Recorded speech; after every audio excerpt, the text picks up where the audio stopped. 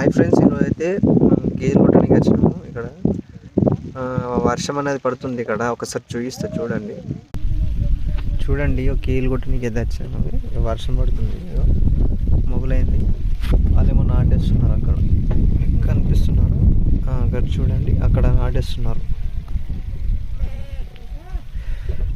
ఇక్కడ ముసలోళ్ళు ఇద్దరు వీక్తున్నారు నారు కైకిలోళ్ళు.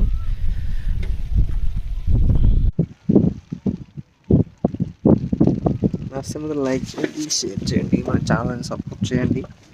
ఓకేనా?